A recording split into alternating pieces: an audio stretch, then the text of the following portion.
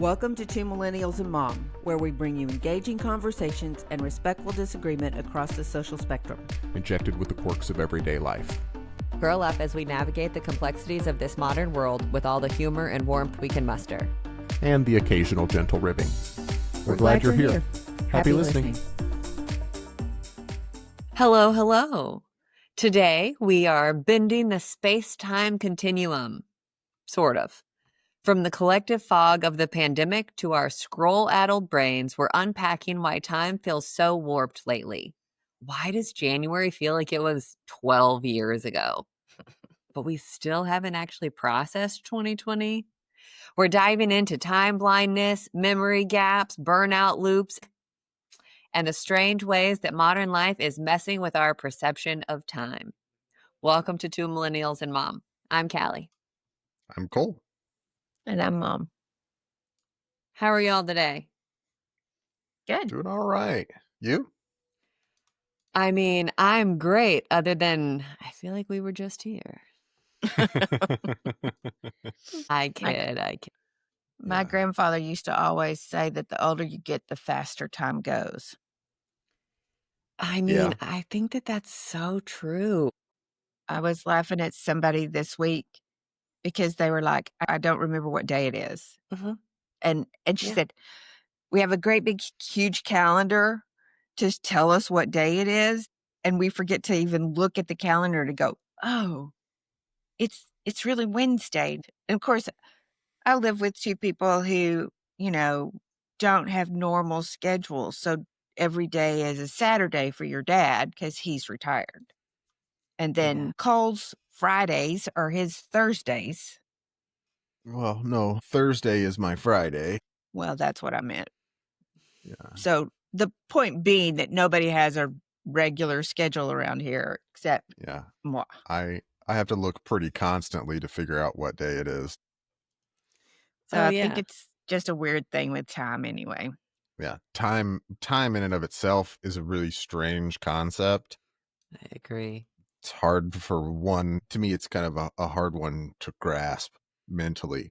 I have a theory that we can talk about later as to why it feels like time goes by so much faster, but we'll touch on that here in a little bit. So Gig, talk to me about time blindness. What is time blindness? I was going to say, are either of you aware of this? I didn't know that this was a thing. No. So time blindness is a condition where individuals have struggle to perceive and manage time accurately. And that could manifest in a couple of different ways. It could be, I have a difficult time estimating how long it's going to take or how long it has been.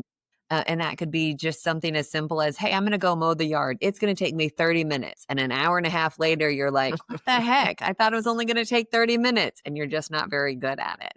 It could also manifest in losing track of time. Oh, we're just hanging. Oh my gosh, I completely missed my meeting or my show or whatever it may be. We have no idea. There's chronic lateness that is a big thing for folks who time blindness impacts. And then poor time sequencing. They have a difficulty ordering events and remembering the sequence of events or tasks. And that could be in your brain or in your actual physical life doing something. Okay, I'm going to put on my shoes and then tie them. Oh, shoot, I just tied them first. And so it could manifest in a couple of different ways. But I just thought that was so fascinating.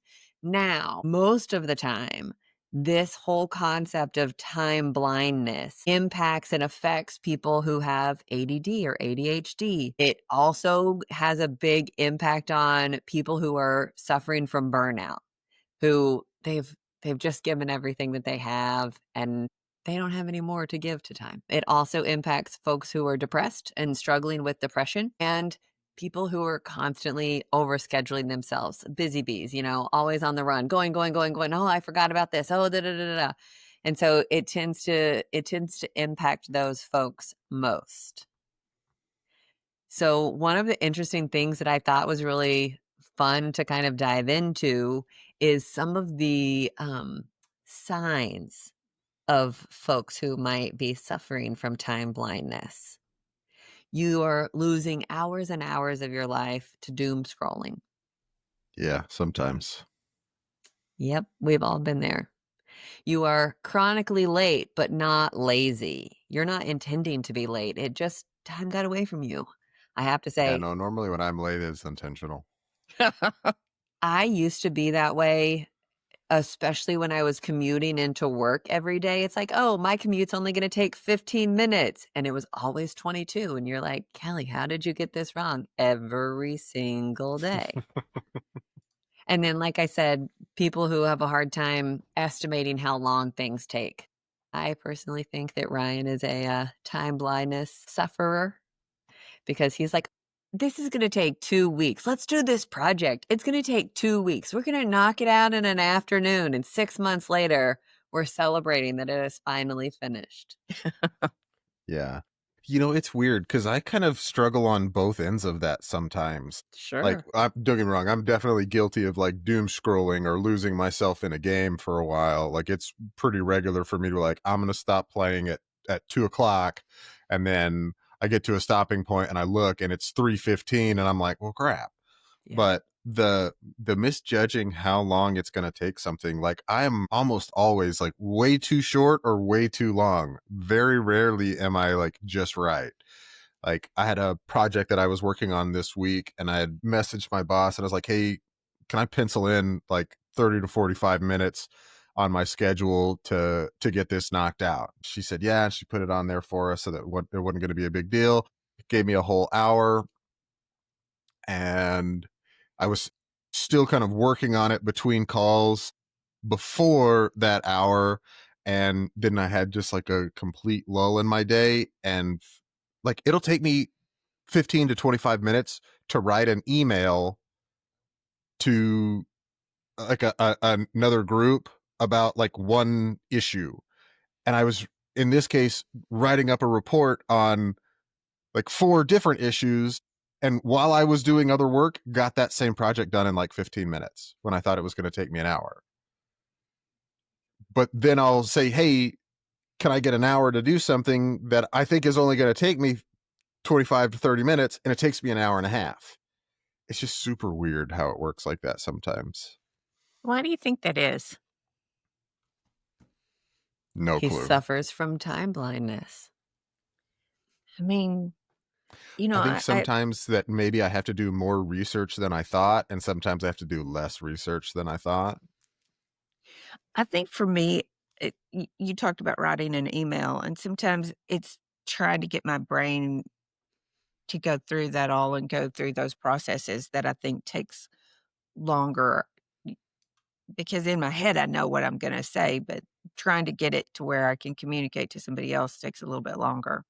Yeah. I don't know. Going through While and you were editing it, making sure that, hey, this is very pertinent and important that you understand this, but I'm also trying to be professional. Yeah. I don't know, Cal, you were going through all of those and I thought, oh yeah. But I wouldn't tell you that I was time blind, Well, even talk though to I've your never heard that doctors and term. ask them about taking this medication with all of these horrible side effects that are probably worse than the cause itself. I kid. Mine tends to be in the mornings. So mom and I get up and go walk several mornings a week, and we have a set time. Remember, we're in different area codes and zip codes. And so we're hopping on the phone and we're both walking independently while we're chatting. And I'm always, I don't set an alarm. I'm always up before it's time to go. And so I'll grab my Kindle and sit there and read just one more page, just one more chapter, just one more little bit. And I am late almost every day, almost every time, to the point that one time I was exactly spot on time. And she was like, oh, that's really weird for you. And I was like, well, I'm trying here, Mom. And I haven't been on time since then. I mean, I think that in many ways we have all been guilty of or suffered from, we'll call it, time blindness, and having that impacts of time blindness on our daily lives. And I think that that's okay too. You know, this is kind of weird. It's another kind of weird thought, but do you think it has anything to do with the sheer amount of information and data that our brains are having to process? Like, comparatively speaking, if you go back 50 years, there's so much less information that people had access to. There was so much less overstimulation from all of these different sources. Things just kind of seemed to be generally calmer on like a day-to-day scale. Yeah. Yeah. I'm watching right now oh gosh, what's it called? Living in the 1880s. I can't remember what it is. It's the Magnolia Network show where it's a reality show set today, but they have taken all of these modern day families and put them in this situation where they're living off of the land and having to do things with only what was present in there in the 1880s. And all of these people are talking about like, we have our robot vacuums and I'm a career woman and all of these like totally normal to us things, and then they're having to go churn butter, or then they're having to go sow a field and set food aside for later in the winter. We have calculated it's like 2 months that they're living like this. And so don't get me wrong, there are cameras and all obviously, but they're experiencing all of this and they are frustrated with how little time they have. We have to get up really early so that we can get all of this done and started so we can make this progress. We're exhausted, but it is not time to go to bed because we've got stuff to do. And so I think that Cole, they all have mentioned how they couldn't see how any of this would have been possible with all of the distractions that we experience today, which I think was really fascinating, like for me to sit down and contemplate. But how their efforts are focused in so many fewer places and they're still worn out. And I think some of that is practice, but I think Sure. some of it is just sheer overwhelm. Yeah, I mean it's two, like, to me, like different, two opposite ends of a spectrum. Like, yeah, sowing a field is physically very demanding. And so you Yes. have to put your brain to focus on that, but it's just that one single task. Yeah. That's it. Whereas me sitting at my computer all day is not very physically demanding, but I am doing 5 or 6 different things at a time all of the time. And so it has a completely different impact on like my mental state and how my brain is operating and firing. I mean, it's still draining, don't get me wrong. Like, just because you sit at a desk in an office doesn't necessarily mean that you have an easy job. My job is relatively easy, but it can be very Mentally exhausting. yeah, mentally engaging, psychologically engaging, just because Mhm. of how many different things you're juggling at one time trying to process all together. Yeah. I think you have the interruptions too today that we didn't have even 50 years ago. And some of Even those, 15 years ago. yeah. I mean, your phone's going off over here, your iPhone's going off over here, your desk phone's going off over here, your Teams meeting is going in here. I mean, there's just so many different things. There's always a constant deal of email. And I mean, we have an entire industry of how, to time manage things. But I think we just have so many things coming at us at one time now. Yeah, that we split our focus in so many different places that it becomes harder to manage. Yeah. We have been swimming a lot lately, outside swimming in the pool, and we could stay up till wee hours of the morning, and Yeah. now we're done by 9 o'clock, 9:30 at night, and we go to sleep at a totally reasonable time, 9:30, 10 o'clock, and we are up by 6 o'clock in the morning, and we are ready to face the day, and then we go swim, and I swear, just being in the sun, we're not sitting here Michael Phelpsing anything. We're floating on floaties in the pool, and we are exhausted because I think that the sun takes a lot out of you. I think it's the The sun. sun takes a lot out of you. Floating So is hard. actually pretty physically engaging. Yeah. Obviously, it's not as physically engaging as swimming laps, but still, just Yeah. putting your body in the right position to float. Now, it sounds like you guys are assisted, but Well, we still. are. We've done several yard work projects outside this summer And I mean, manual labor, which is fine, but not my strong suit, and certainly isn't Ryan's. I can't imagine how we got up on the roof at one point and he was like, I don't understand how people put roofs on houses, how those guys do this, how they're trucking these huge bags of shingles up, how they're working out in this, and they're always fully covered, their whole bodies with everything and with all their clothes. And you're just like, we've been up here for 5 Practice. minutes. We are literally dripping with sweat, absolutely blown away by their sheer manpower of it all. I mean, some of that's just acclimation. Absolutely. Some of it's acclimation. Some of it's also gear. Like if you go and you actually look at the clothes those guys are wearing, a lot of the time, like denim jeans are denim jeans. Sorry, Yeah. that part's going to be tough. But like there's so much technology in the clothing that we wear these days that make jobs like that Manageable. more tolerable. Yeah. But yeah, definitely an acclimation, a practice thing for sure. Well, and you But could you know, tell that's him. true in just about anything. Yeah. I work at a computer all day on a trading platform that is really, really complex. But because I do it all day, every day, I can show people how to do just about anything there. And they're like, man, you're really good at this. I don't know how you learned all of it. It's just practice. It's just repetition, Yeah. being in there and doing it all day, every day. Eventually, you're going to get good at it. So my next question kind of, Cole, how long have you been in that particular platform? How long have you been practicing that? This platform I've been working in pretty much every day for almost 4 years. Okay.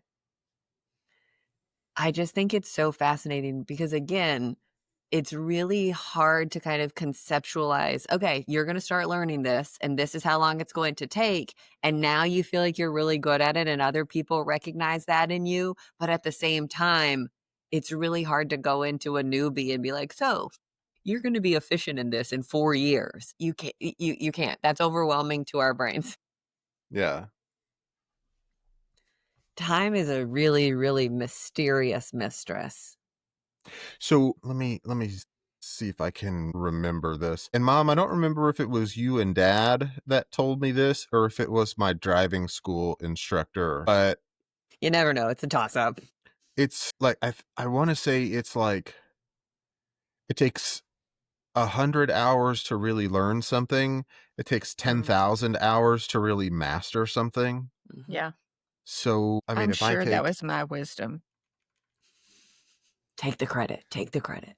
if I take, we'll say 4 hours a day times 300 and it'd really be like 252 times 3.75. I'm only 4,000 hours in. Yeah. Not even. Yeah. It's crazy, I'm telling you. And then I think that things have really, and maybe it's just that I'm getting older and I'll accept that, but I think that things have really changed. My perception of time has really changed working through the pandemic, going through all of that and watching how it has impacted not only me, but the people around me and just everything that we do consume around us. All of those independent touch points throughout the day, every single one of them has changed based on what their experience and lived experience through the pandemic is. I think it's so crazy. I mean, I did not watch Tiger King, but Colt, can you imagine that was 5 years ago? It feels like a lot longer than that to me. Like Yeah. COVID feels like it was an eternity ago. Yeah. And I But think that, go ahead. I've also gone through a lot of life changes during that time frame. Like I've been at my job right now for almost 4 years, and I've had 4 different jobs since COVID. Yeah. And I think that when, especially throughout the lockdowns of the pandemic, you had the same day. You did the same thing every day. There wasn't all kinds of nuance and things for a lot I of didn't people. participate in that. I mean, which is probably really great, but also goes back to that feels like forever ago to you. I think Yeah. you could sit here and talk to some people that it feels like it was just yesterday. I can't believe the pandemic was 5 years ago. Well, you do that, but then we're still talking about it so much and we're still talking about the effects of it so much. So I do think that there's a warp there, Absolutely. a time warp there, Yeah. in essence, because it just was different for most people. Well, and the milestones were handled so differently. There weren't weddings. There weren't graduations. So did kids not age in your mind because they hadn't graduated from whatever grade? I mean, you couldn't go and even attend funerals for a lot of time, like several months at a time. And so I think that has tricked our brains into thinking, I'm not trying to say like that those people are still alive, but have we fully accepted and grieved them Yeah. the same way that we would have normally? Right. I'm going to say this on the kid, though, and I don't think this has anything to do with COVID. I worked for a really long time with people, 25 years, and then went to a different job without most of those people. And today, if I reach out to one of them and they go, "Oh yeah, my kid's graduating from college," in my head, Those that are kid is still, toddlers. 12 years old, and Yeah. I'm like, "What do you mean they're graduating from?" And if you stop and you count the years, but that time just wasn't related to them, and so they're still there where I remember them being. Yeah. And I mean, we've talked about this. I think both of you and I have talked about this about, no, they can't. Gosh, that makes me feel so old, because all of Yeah. a sudden this kid that, you babysat or you watched or whatever, and now they're Getting adults married. getting married. And I'm just like, what is this? Some kind of child bride situation? They're 12. And you're like, Yeah. Kelly, they're graduated from their med school. Like they're 30. Like, oh my Yeah. God.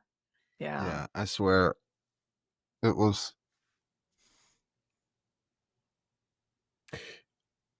I've talked to 2 friends in the last 2 weeks that are like, my daughter's starting kindergarten. And I'm like, what? We just had her second birthday. What are you talking about? That's not real. Yeah. Can't be true. How are we this old already? Yeah. Well, but that's another part of it. I mean, and not feeling your age. yeah. Yeah, I don't really feel all that different now than I did when I was 25. Yeah. 10, Yeah. 15 years ago, I'm the same that I was today. And then when you start breaking it down, you're like, oh, except you've learned this and you've struggled through that and you experienced this. And that was a long time ago. When you really start putting numbers to it, I mean, the Y2K millennium, that was just a few years ago, y'all. Let's call it 10. Let's call it 10. No, Kelly, it was 20 freaking 5. Yeah. It's crazy to me. Yeah, we're a quarter century away from that now. Yeah, That is exactly. so hard to believe. I mean, we were so present with all of that and getting, prepped for that and everything for 2 years at least in Yeah. advance. And now we're 25 years past that. Yeah, a decade sounds like forever. Like a decade, like mentally in my head is pretty big, is like huge. We're 2.5 decades away from that. Yeah. And you know what? I'm just going to own this right now. I'll take my licks for saying this, but those little Gen Z and Gen Alpha twerps that are sitting here talking about people who were born in the 1900s, you guys are jerks. Like, come on. Don't be Hey, mean. I've gotten to where I caution y'all, because you both do this. I mean, I met this old man, and then you tell me his age, and I've gotten now to where as soon as y'all say old, I go, watch it. Yeah. Just watch it. Yeah. Because it's usually somebody right around my age. But again, and maybe that goes back to kind of the millennial math problem. Like you've got girl math and man math and all of these things. Maybe the millennial math is what really is screwing us up. I don't look at you and think that you're old. I Thank you. just don't. You have been 42 a long time. And that's just where my brain stopped counting. What are you laughing at, dude? Me? Yes. Don't be laughing about that. I was laughing at something on my computer. Sure. Nice try. I'm going to tell y'all, I have had this conversation with myself because growing old has not been easy on me. I have fought every step of the way, I'm pretty sure. And the other day I just had this epiphany and I thought, you know what? You don't feel your age, screw it. You feel 37. Yeah. Just be 37. Yeah. And so, Cal, if I'm out walking with you and Cal and I are doing this new deal called Japanese walking, it's killing both of us. Oh my Where you gosh. power walk for 3 Okay. minutes and then you walk regularly for 3 minutes. And it has knocked our time. I mean, we have improved our time incredibly. Oh yeah. Yeah, I'm sure. But I mean, they say if you're doing it right, it's really kind of hard when you can't really carry on a conversation if you're doing it Yeah. right. So we're sitting there going, and I'm thinking, You you're know? 30, you're 37. Just remember, you're 37. You're 37. I love that. I mean, I also think, and Mom, I'm really curious as to your perspective here. I get the sense that it's every generation, but I definitely for sure believe that millennials have the best music. We grew up with the most fun, the most exciting, like the best music. We're laughing about, hey, I just found my summer mix that I burned my CD and it's awesome. Like it's a whole bunch of bangers and we're so excited. But I suspect that every generation feels that way about the music that they grew up in. I think I don't there's know. something to that though, because every generation has a wider catalog to choose from.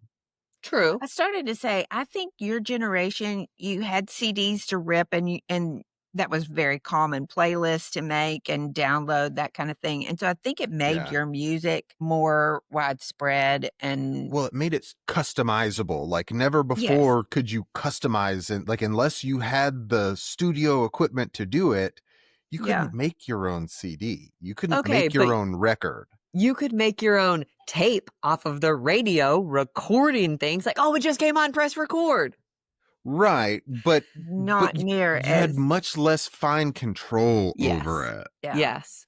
Well, so the reason that I bring this up is because especially like club music and things like that is so much fun. And I saw a video on TikTok the other day. It's like, this is how you keep a millennial at a party. And the guy's walking to the door and then it will start in some beat. And you're like, oh, man, this is my jam.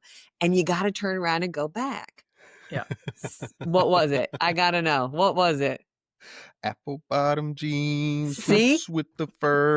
So it just starts rattling off and it's 3 seconds of each of these songs of him like trying to leave. Oh no, gotta stay for that one. But there's another piece of it that is, it's a millennial mom who is showing her teenage children all of this music, these 2 teenage boys. And so she's sitting there. There was one of them that it was Fantasy by Ludacris.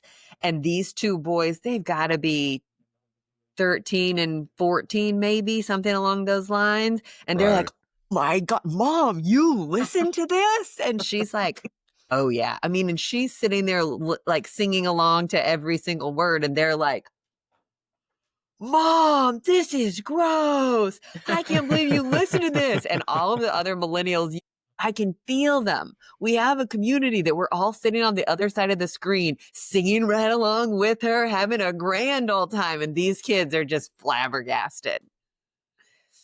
It's so funny. I do. I think y'all had a better access and an easier access, and that way it was a wider scope. I mean, think of all your little Walkmans and your what was that little one, Callie, that the girls iPods. Yeah, I mean, and think about it. Like you have a tape that you can record that is what? 20, 30 minutes? Per side. Yeah, total. Yeah. So then you get a Mio or a Zune or the first iPod Shuffle, and it can hold 5 or 10 gigabytes of music. Hundreds I mean, of early songs. on it was like 528 megabytes. But yeah. I mean, at the time, music files aren't super huge. You could go and put 5 hours of music on there and never listen to the same song twice. And then change it out next week. Yeah.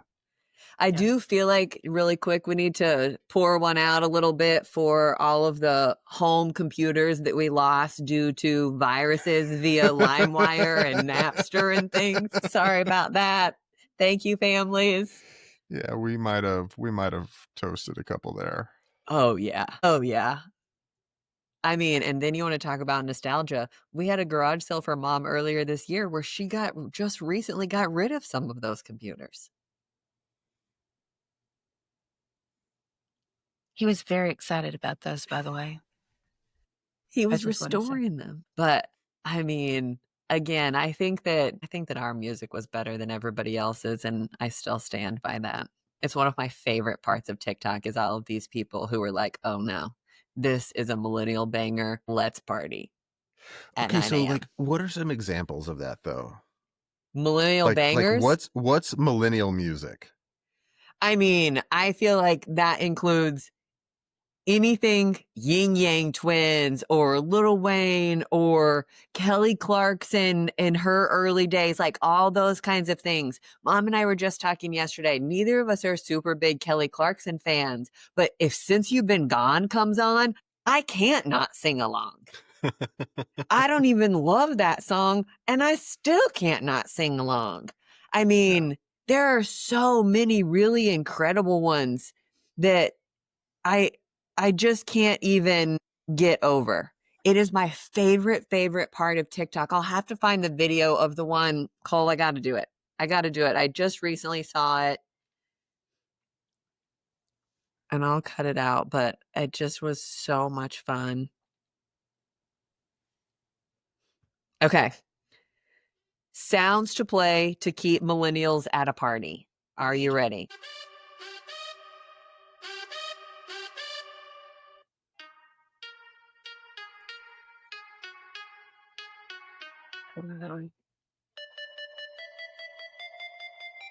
Lil Wayne.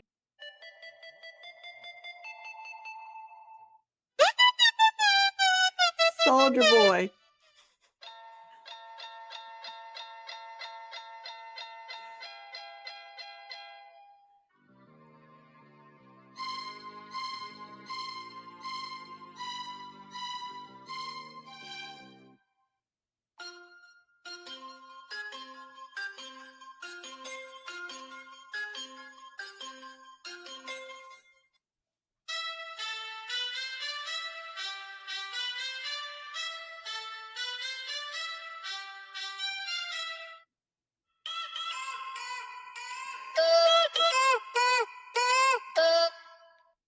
And they just cracked me up. So the video, I'll put a link in the show notes to the actual video because the guy who did it did such a fantastic job. But he's just a regular dude and the cameras doesn't ever move. And he's walking to the door to leave and grabbing the door handle. And one of these songs starts and he's like, I gotta get down to this. I mean, and he just starts dancing and that's all it is. Not a single word, just those couple of first little bars of that little piece of music. And you're like, oh no. I am ready to rage. Let's go. Yeah. Okay, kind of a tangent here, a left turn. What are you most impatient about that used to not, that like past generations wouldn't be? Oh, what do you mean? Like, Mom, back in the day, if you ordered something from a catalog, how long did it take to get it? Couple of weeks. And now, if it is not I here order in the something from morning, Amazon, and if it's not here today, I'm not going to buy it. I'm not going to order it. yeah. Oh yeah. So, like, what are you the most impatient about? Stuff online and free shipping for sure. I'm also that person. I have chased people in the neighborhood down to say, slow down. You're driving too fast. I'm going to go talk to his mama because this is unacceptable. That was 45 miles an hour down a residential street is unacceptable. Well, then that's not you being impatient. That's just you turning into a boomer. But well, it's I was with thinking you. the same thing, babe. I think I'm with you. Like refreshing the UPS or the FedEx tracking. Like, when are you going to be here? When are you going to be here? When are you going to be here? Yeah. Like, I ordered you 3 days ago. Where are you? Yeah. I've got one that's lost right now. Ryan is completely convinced the world is over. It's lost. It's never going to get here. We should just order a new one. Like, oh my gosh, dude, calm down. It was supposed to be delivered yesterday. And that does sound like your boy. But here's the thing. If you tell me you're going to deliver it on Thursday and you don't deliver it on Thursday, I'm pretty miffed. So here's my funny story. Your dad ordered one of these, what do they call them? Slim, the things we drink out of. Simple He modern. would- Simple modern. Simple Modern. He wouldn't let me add mine to it. We were both going to order one, and he'd started his order, and it was going to be there, I think, that afternoon. The next day. And was it the next? And No, yours because was I think 2 I got days. mine the next day. Anyway, if we added mine to it, it was going to delay his shipment by less than 24 hours. And so he got all needed cold water to butthurt drink, Mom. over it. And then guess who didn't show up for a couple of days? And I mean, y'all, And guess he who's was just did? a little over about it. I absolutely love that you just used that term. Oh, yeah. Oh, Butthurt. Yeah, that's He great. was. I mean, and I just sat there and laughed because I thought, this is what you deserve. Didn't want to have my order with your order. There I'm you just go. telling you, if in high school 14 years ago, my friends had asked me, do you think your mom will ever use the term butthurt? I'd have told you, there is no way in hell. Absolutely not. Man. That's interesting. Okay, so Cole, you talked about things that we're impatient about, and I want to think we've kind of touched on this previously in a different episode, in a kind of a different fashion even, but I want to touch on response times. So we are so trained to, let me just send a text really quick. I'm not going to call. I'm just going to send a text really fast. And in my brain, it's like, okay, they'll get to it whenever they get to it. But also, if you don't have a response and you didn't answer me in the next few minutes, like, what are you even doing with all of your time? Why are you not responding to me? And so I think that tends to be one that gets many of us just that response time. Whereas I'm watching this show, they're sending letters in the 1880s, right? And they're like, hey, you need to come join us on the farm. And they're talking about how long those letters, it would have taken weeks and weeks and weeks to get to the recipient. And then the recipient has to reply. You're at a couple of months before you have one conversation. And now if I don't see your little 3 dots on my phone responding back, like, where even are you? Yeah. I think I'm a kind of an outlier in that category because I approach that very differently. If I have something that's time sensitive, I'm going to call you. So am So I. you know that it's time sensitive and to call me back. If you don't answer the phone, you know that, hey, Cole tried to call you. He has something that he needs to talk to you about, like right now. So call him back. Yeah. And I've stopped leaving voicemails. I used to leave a voicemail every time and just like, why aren't you answering your phone? Call me back. So you're just as impatient just via voicemail instead of text messages. Well, I mean, that I would leave voicemails specifically for my friends because they hated the fact that I called them and would leave them voicemails. And I knew that they weren't going to check it, but I was going to leave them a voicemail so they had to see the notification anyways, just to mess with them. Yeah. But like if I send you a text message, that means whenever you can respond. Like I don't really care. Yeah. It's not time sensitive. No, it isn't. But I'm still So waiting every for it. time you call somebody, do you leave a voicemail? No, not anymore. I used to, not anymore. And if you don't leave a voicemail, do you still expect them to call you back? Yes. Do you ever follow up not or leaving a voicemail or not with a text message? No. I'm going to hang up. I'm not leaving a voicemail I because do I'm not for you. listening. I do for you sometimes, Mom, but like if I call one of my buddies to talk to them about something, they know that I expect them to call me back. No, I was And if talking they to somebody. text me and say, what's up? They know that they're about to get a phone call. Yeah. So it better be like, I'm in a meeting, can't talk on the phone right now. Better be your response or you're getting another phone call. Yeah. No, I was talking to somebody earlier this week and they were unhappy because people weren't leaving voicemail. Oh, Well, what am I definitely supposed to voicemail. do? We'll call Call them. them. Yeah. Yeah. I think for mine, it's instant knowledge, which is a pro and a con. But we passed a road sign, and it was talking about Dwight Yoakam was going to be at WinStar, and I thought, God, how old is he? And I just thought he's he's not that old, by the way, but I thought he was. That old man. Watch it. Yeah. But I mean, that's my entire day. And I don't know if that's because I have millennial children that I'm so clued into. If you say, well, what does up? Well, I can You look have that all of the up. knowledge of mankind at your fingertips. Is right there. So why wait for that? I can figure out how old Dwight I Yoakam can is, or answer when that did so and so question die, right or now. what does this mean? There's no delay on information anymore. Now, along with that is if I'm having a conversation with you and you ask me something, I'm going to go, oh. And so my brain is not as connected to you because I'm looking something You're up. wandering. Yeah. I'm wondering. Yeah.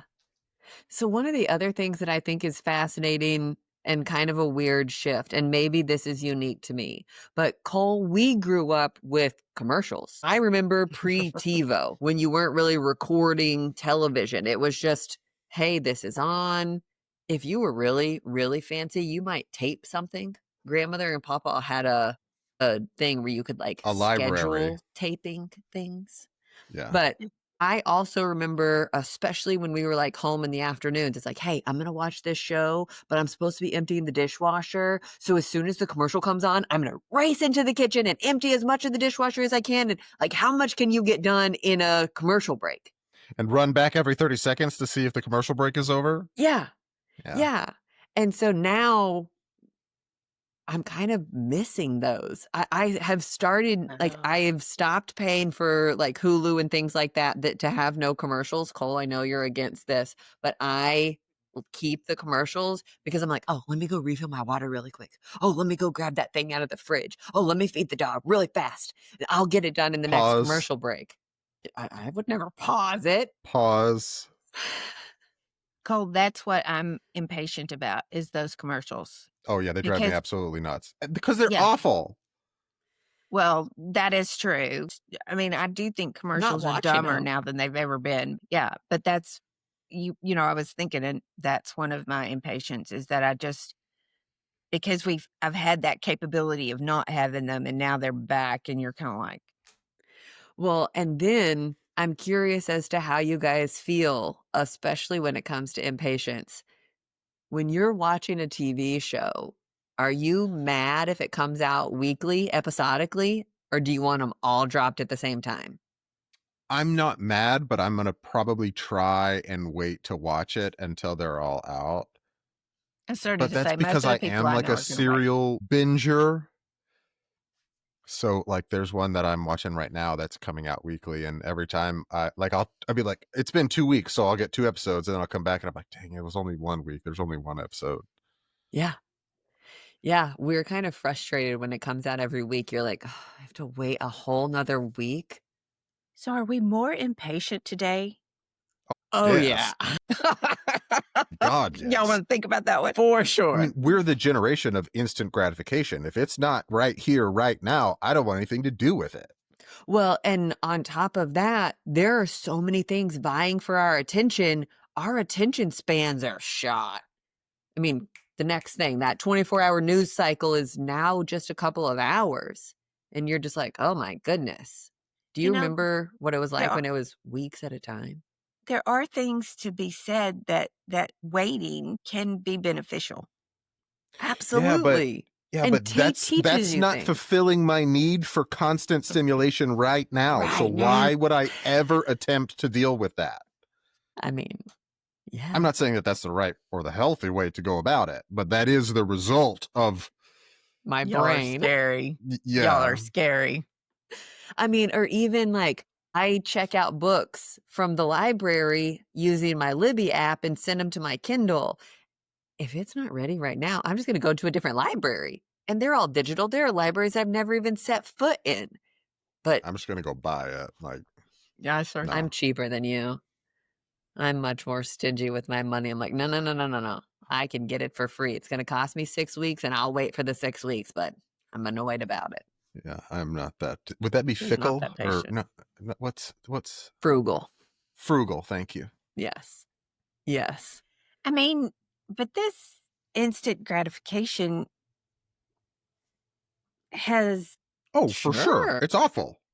Yeah. it's awful, but you're not going to fix it. I mean, I think that in Why general, fix it when I can constantly have my need for stimulation satisfied? there's a book that is on my to be read list right now called, maybe it's like the dopamine addiction. And it's Okay. talking Yeah, about that 100%. instant gratification and the dopamine that we get from instant gratifications and buying things and things like that I'm really curious about. It's like crack. Yeah, and that's exactly It's what it is. very much a drug. Yes. It is literally just a drug that your brain produces itself that Yeah. we have become addicted to. Right. Right. I think that that's one of the really negative downsides of technology. You know, Mom has said it before. If you ask a question and we don't know the answer, I'm the first one to hop on and say, let me Google it. Let me check. And because it's all right there, I think that we've done ourselves and our brains a bit of a disservice by not giving them the space to wander and create and think things through. Well, this is the answer. That's what it is. Moving on. Yeah. And I think that that's part of time that I miss. Yeah, I definitely think it has atrophied some of our mental capabilities because we don't have the ability to explore it before we find the answer. Yeah. I think that's certainly a logical conclusion there. I had something and now it is just completely gone. You know, y'all saying that, and we've kind of been laughing because we've done some things. You know, what is conservatism to you, or what is liberalism to you? And we've laughed at some of the answers, and we've gone, "Did you even listen to what?" But what you're telling me is, no, they didn't. Yeah. They just make a snap decision, and it's on They to the next probably didn't thing. even watch the whole video. No. And it's costing us, y'all. Which I think is really fascinating to think about it that way, how short our attention spans are. And yet we're also seeing this massive acceptance of these really long form conversations, like the ones we're having right now. Like, Yeah. you've got all of these podcasts that are like really long form that people are watching all of, but we're also interacting with people on the internet who not only are they not watching the full 90-second clip that we're posting to at least get that much context before leaving a comment, they are definitely not going back and watching the full hour to 2-hour episode to get No. the even wider context. They're just saying X is bad, And that's Y the end. is Yeah. evil. Everyone who thinks X is even a little bit acceptable is a bad guy or an idiot or stupid. And I mean, what?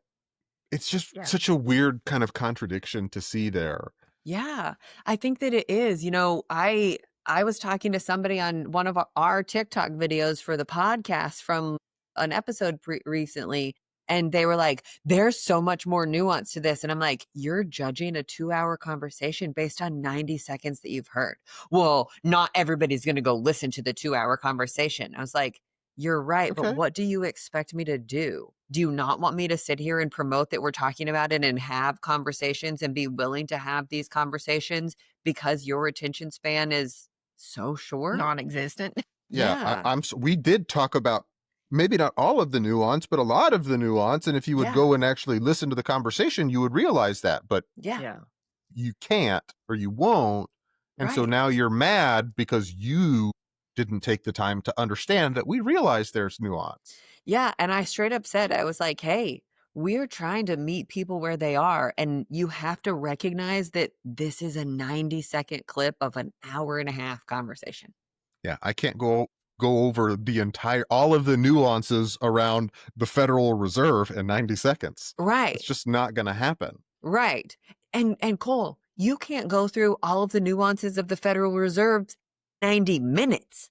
How are you going to sit here and hold somebody accountable for my quick attention span that I didn't watch the full video, even the 90 seconds of? So Yeah. I was kind of confused by it. I was like, are you expecting us not to talk about anything because your attention span sucks? Yes. Yes. And I think had I asked it that boldly, I would have really upset them. But I'm just like, Who cares? Let him be upset. yeah. Yeah. Cole, I think that you're totally right. Mom and I have both been kind of hesitant about that time frame of podcasts as we're sitting here doing these. Oh, you guys, we're at over 2 hours for this one. This is a really long episode. And it doesn't mean that the conversation isn't worthy. It truly is a sign of us being frustrated with our own attention spans. I'm not going to sit down. Who's going to dedicate 2 hours to sitting here listening to us talk about nuance of this?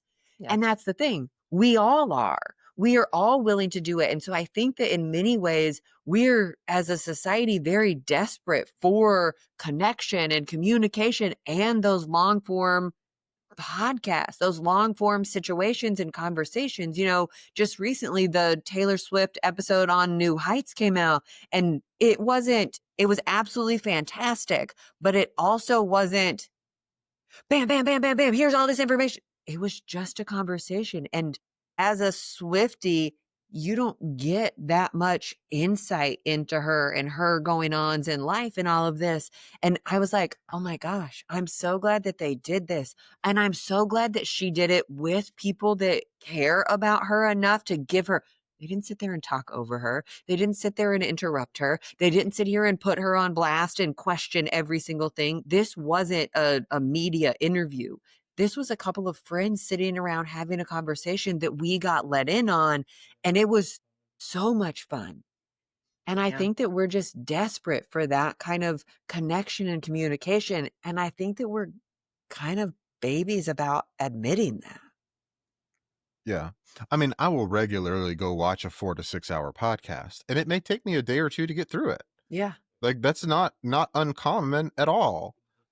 And we sit here and we will doom scroll through 15 to 90-second clips all day long. But I also think it's really interesting to see how people are moving away from this kind of mass mainstream media news where it's just 5-minute segments of people screaming and yelling at each other, trying to talk over each other to try and make someone else on the panel look like this biggest loser. Yeah. And we are just entirely not interested because they gloss over any kind of nuance in that kind of format. Oh, absolutely. I find myself kind of hard pressed to sit there and read an entire article from whatever news source. But then Tangle sends out their daily newsletter that is a whole lot longer than any mainstream media article about one topic. And I am completely absorbed into it the entire time. I want to hear everything. But I wanna even click on all the they links. say, this is a 13-minute read. This is a Yeah. 15-minute read. They're letting you know right up front how long it's going to take, how much investment The you're going to give to investment. it. Yeah. And I And mean, I'm going to say, as much as I like them, I struggle with taking that 15 minutes for that one topic to read. yeah, I because have a backup of theirs. I want to do a good job reading it and absorbing it and not skimming it. And so I appreciate them saying, hey, this is a 13-minute read. Now, on the other side of that, I'm reading a book right now, and my Kindle in the bottom corner, it's like, you have 31 hours and 46 minutes left of this book, which is normal for Cole, but is not normal for me. And I'm like, oh my gosh, I've had to turn it off. I'm like, don't tell me how long is left. Because I had a whole conversation with myself in my head. I was like, Kelly, when you finish this book, whether you finish it in 2 hours or 16 hours or 31 hours, you're just going to pick up another book. Why not enjoy this one?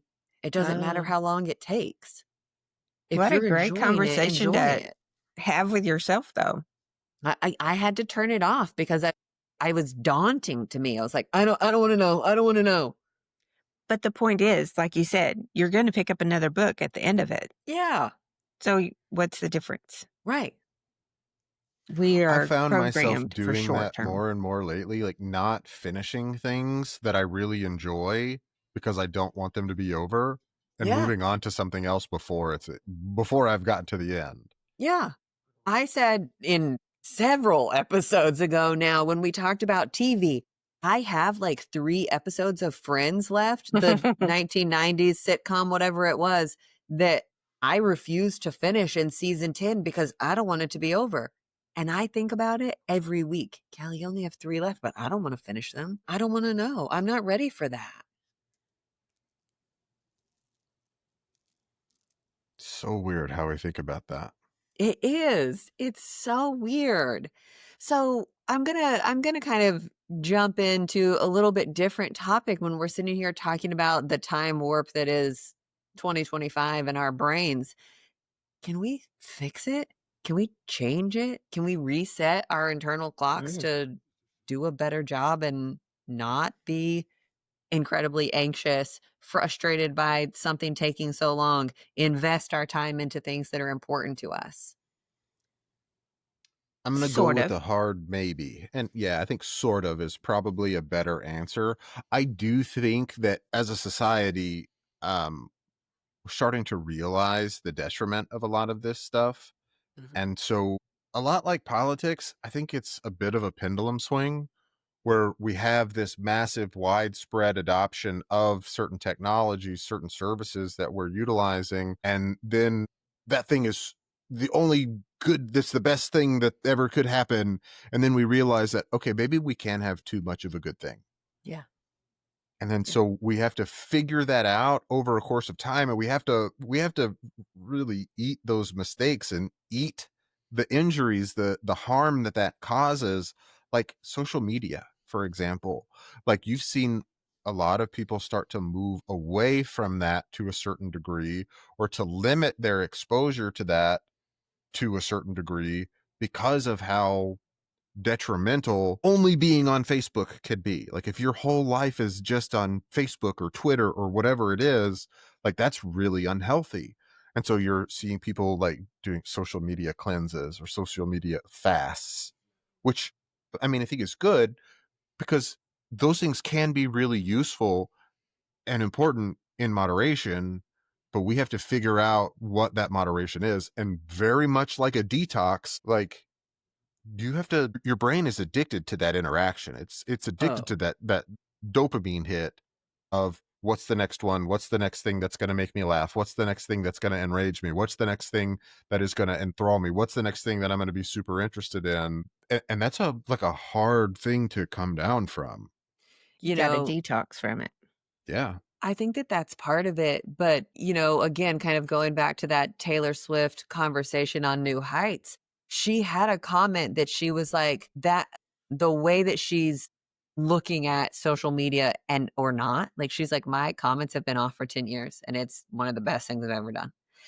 But she says something, she goes, that has completely bled into the way that I metabolize things. You need to be thinking of your energy as expensive. It's a luxury item. Not everybody can afford it.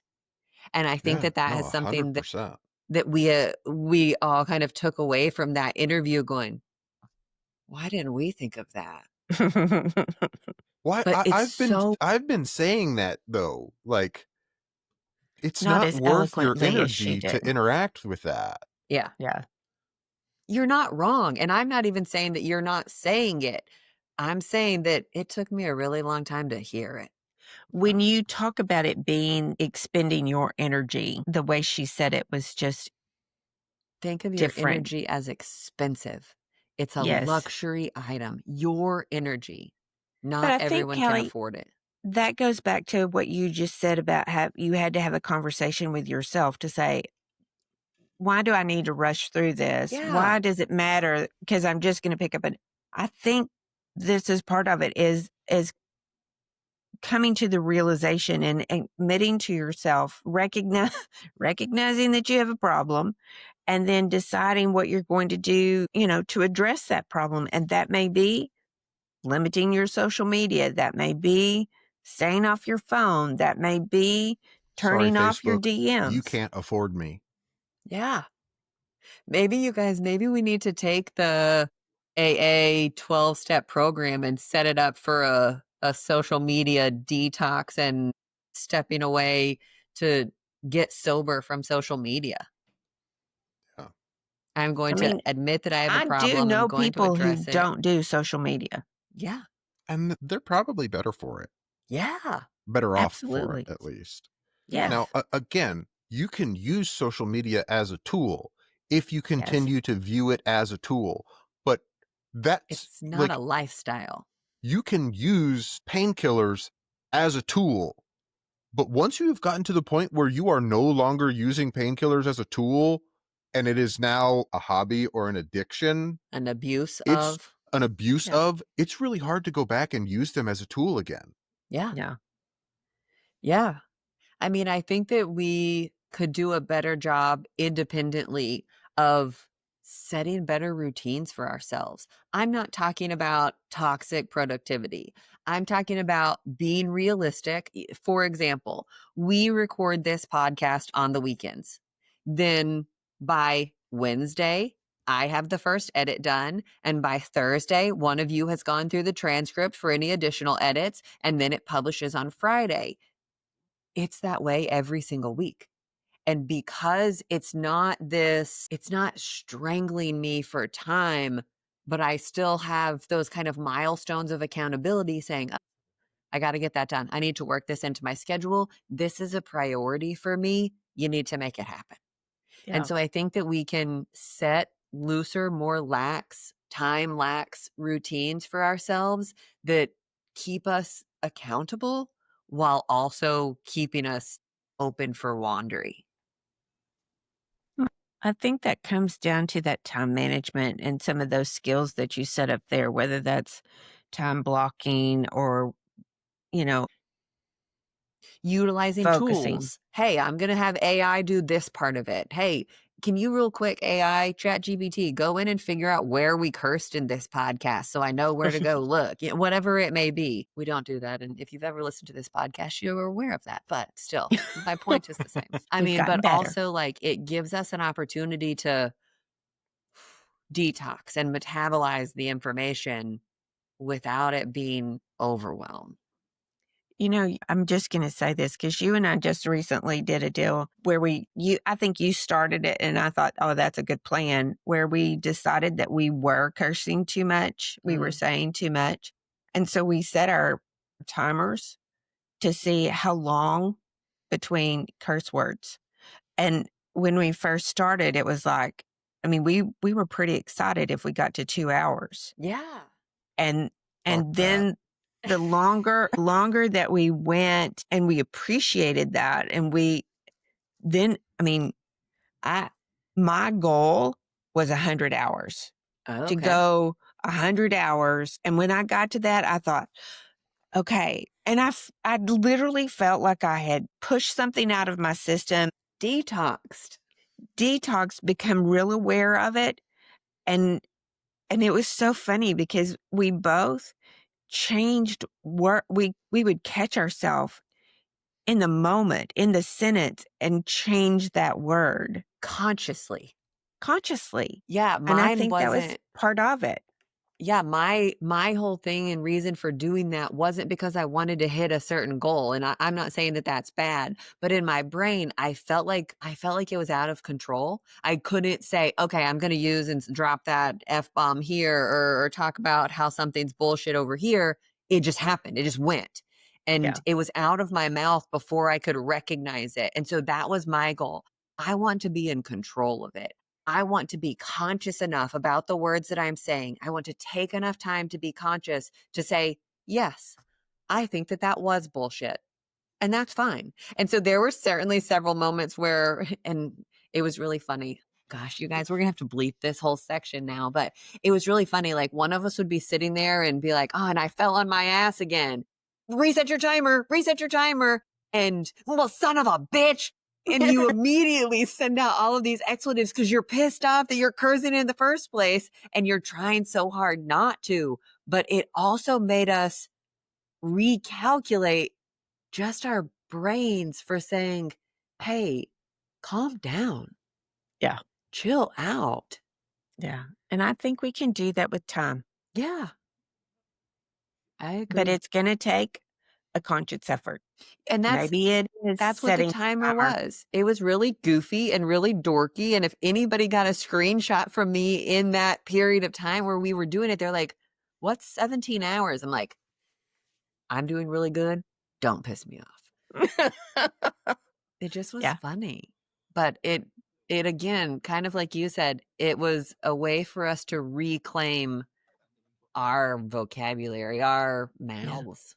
A consciousness of it. Yeah. Yeah. I think it can be done. I think we can grab hold of our time, fix our time, but I think it's going to take a great deal of effort every single day. And you're going to have to find something that works for you. If that's the timer on your watch, then use the timer on your watch. If that's, putting something on your calendar and saying, this is what we're going to do this time. But, I'm going to say this too. I find myself, we're so used to being busy Mhm. that when I end up with a day that I don't have a full list of things to do, I'm kind of lost. It drives me nuts. I was just about to bring this up. You and Dad are both this way, and I'm the complete opposite. I probably overdo this. When's the last time either one of you took a day to just do nothing? Oh gosh. Well, your dad yesterday. No, He's but retired. He's earned it. No, but even Dad, being a retired, like, he's going to get up and go do something. Yeah. He's Yeah, going to he go cannot fishing. sit still. He cannot sit still. Like, he's going to go find some project to work on. Yeah. He has to find something to do. I mean, I like idle hands. I get it, but still, sometimes I just need to do nothing. Right. Like Always says. tomorrow, I'm not going to do anything. Yeah. I might get up early and go to the range. Yeah. Other than that, I'm not going to do anything tomorrow. Yeah. Ryan always says, Callie, you have no rest in your ass. And I think that I have heard him say that because he wants to be still. And we have worked really hard at saying, hey, we're not going to make plans to go that. We're not going to go to that party. We're not going to go to that event. We're not going to do this because we're going to do nothing. And we're going to like it. And I think that those days, hours, moments are very restorative. The rest You of mean it. say no to something? Yeah, I do. Well, and I think I love saying no to stuff. It's great. yeah. Yeah. I think though Cole was talking about something a minute ago and I can't remember exactly what it was, but I think that hindsight really is 2020. You were talking about the pendulum and how we have kind of got to go back and forth. But I think that you're right. We have to look back. We have to actually choose to look back and say, hey, this was an issue. I want to work to address it. And you don't need that instant gratification of having it addressed immediately. I'm going to set my timer and work on this for a couple of hours. I'm going to be cognizant of how I'm speaking, whatever that is. And I think that the more, this sounds so goofy, Mom's talking about us setting our timers for cursing, the more that I watched that timer or just had it up on my phone going, the more I appreciated that time and I valued that time because I do believe that when you're present, time expands. When you're actively sitting here, you're not lost in whatever on social media. You're just enjoying where you are right there. And that's enough. And I think that as I was sitting there kind of keeping an eye on my timer, and it made me really value those 17 hours, those 17 minutes on occasion. I did a really good job.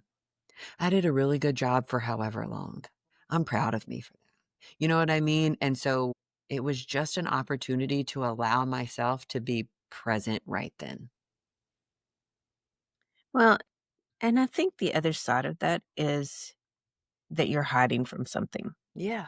If you're not willing to have those moments, if you've got to just be in that constant whirl, there's something going on that you don't want to face, that you don't want to deal with. Yeah. And that's not healthy.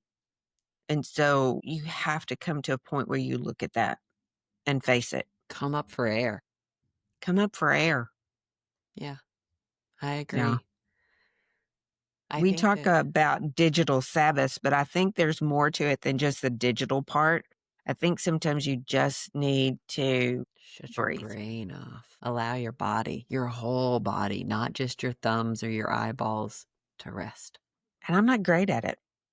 Me neither. I feel like I'm not doing, if I'm not doing something, then something's wrong. And Well, I mean, Cole, it's you're because right. it's It's so really hard different. to do what?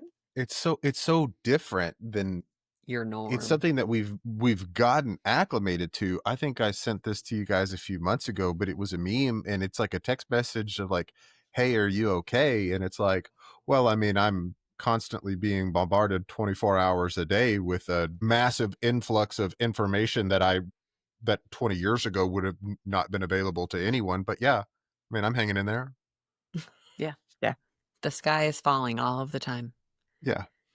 And being aware of the sky falling doesn't stop it. No. No. But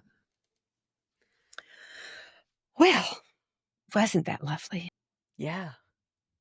I mean, I think you guys, I really truly believe like this is what I so value in this podcast, doing this with you guys, sitting here and we're laughing along the way and having a good time, but it also really requires me to slow down, to think about what I'm saying, to think about what's in my head. And I just appreciate that. Thank you both. Weird thought. Yes. So, Cole, you and I had a conversation here a few months ago that I wanted to kind of bring back up. You know why time feels like it, we've talked about it. Time feels like it speeds up as we get older. When you're a baby, your life doubles routinely. This is a 1-day-old baby. Now this is a 2-day-old baby. This is a 1-month-old. Now she's 3 months old. All of that feels so exponential to the rest of us who can absorb that amount of time.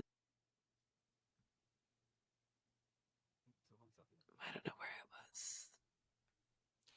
I mean, just to kind of pick up on what you're saying there, every day is a smaller and smaller and smaller percentage of your Yes. life. So 10 years ago, 1% of my life would have been a month. Now 1% of my life is a week. Mm-hmm. In 20 years, 1% of my life, I got that backwards, I think. But so 1% of my life becomes a larger and larger and larger portion of actual kind of like Time. units of time. Yeah. Yeah. Because like you said, the first day that you're alive, it only takes one day to double your entire existence, your entire experience. Yeah. And then it takes 2 days after that. And then it takes a week. And then it takes 2 weeks. Well, now, in order for me to double, to experience everything that I have experienced that same amount of time, now it takes me 32 years Yeah. to double my amount of experience. Yeah. So like that kind of relativity of your perception of time every day seems shorter and shorter and shorter and shorter and shorter because it's getting to be a smaller chunk of your life every Well, day. and it's not that time actually moves any faster. It's that every single increment of that time feels smaller compared to everything else that you've already lived. You know, when we were kids, summers, a 3-month summer off of school was forever. Now we blink and we're like, holy shit, how is it fall? We just got started. Yeah. Well, I mean, if you take half a glass of water and then you fill it the rest of the way up, percentage wise, that's a big difference. Mm-hmm. But if you now take that full glass of water and you dump it in a pool, Yeah. it's not. Yeah. Now you can take that pool and you can dump that pool in a lake and Yeah. it doesn't even change the water level. Yeah. You Piss take in that the lake ocean. and dump it in the ocean and it's just a drop in the bucket. Yeah. Yeah. So I think that kind of that was the weird thought, is just to encourage you to slow down, take stock of what is really important and really put a concerted effort into prioritizing the things that are important to you. And that nobody gets to decide what that is but you. Value it, cherish it. Think of your time and your energy as expensive. Expensive. So, Cole, tell me about Matilda. Okay, so our good news story this week is about Matilda the tortoise. So there was a family in England who had lost their tortoise Matilda. She's been missing for about a month, and they ended up finding her. It was kind of interesting. Some kids found her at a field and took her to a local clothing store who made a Facebook post about it. And eventually, well, really within a few hours, the owner had seen it.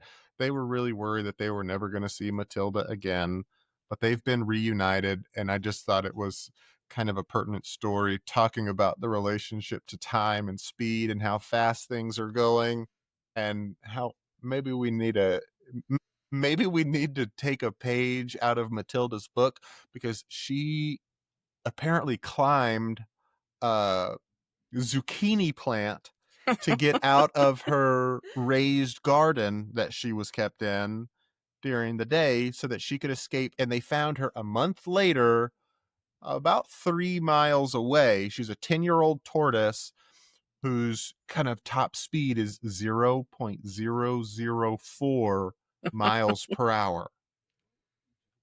And we all know tortoises live for a really long time, and we've all heard the story of the tortoise and the hare, and slow and steady sometimes wins the race. So I think Matilda is a great example. We're happy that she made it back home and has been reunited with her family and is okay. But I think she's a great example of sometimes you can slow down and it can still be an adventure. Yeah. I guess, and keep her away from the zucchini stalks. Yeah. Maybe she's a Fun. vegetarian. You don't know. Maybe. All right. Love you guys. Love you too. Love y'all.